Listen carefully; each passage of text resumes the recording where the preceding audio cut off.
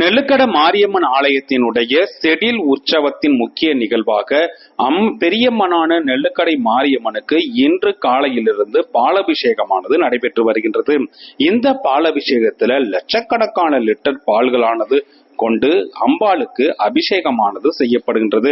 வரும் 3ஆம் தேதி பூச்செறிதல் விழாவும், 8ஆம் தேதி வசந்த உற்சவமும், 10ஆம் தேதி ரிஷப வாகன காட்சியும் நடைபெறுகின்றது. விழாவின் முக்கிய நிகழ்வான 12ஆம் தேதி திருத்தேரும் அதனைத் தொடர்ந்து செடிலும் நடைபெறும் என நெல்லுக்கடை மாரியம்மன் ஆலய நிர்வாகமானது வெளியிட்டுள்ள செய்திக்குறிப்பில் தெரிவிக்கப்பட்டுள்ளது. 19ஆம் தேதி உதிரைவாய் துடைப்புடன் சித்திரை திருவிழாவானது நிறைவேறுகின்றது.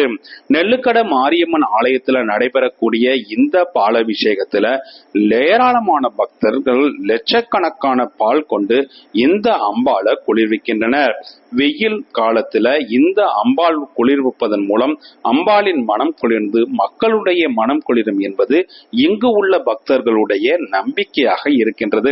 வருடத்திற்கு ஒரு முறை சிவ ராஜதானி சியா விக்கிரகமான நெல்லுக்கடை மாரியம்மனுக்கு நடைபெறக்கூடிய இந்த பாலாபிஷேகத்துல காலையில் இருந்தே ஆயிரக்கணக்கான பக்தர்கள் நீண்ட வரிசையில் காத்திருந்து அம்பாளை தரிசனம் பண்ணி வராங்க. நெல்லுக்கடை மாரியம்மன் ஆலய செய்திகளுக்காக தஞ்சை வெங்கட் யூடியூப் சேனல்.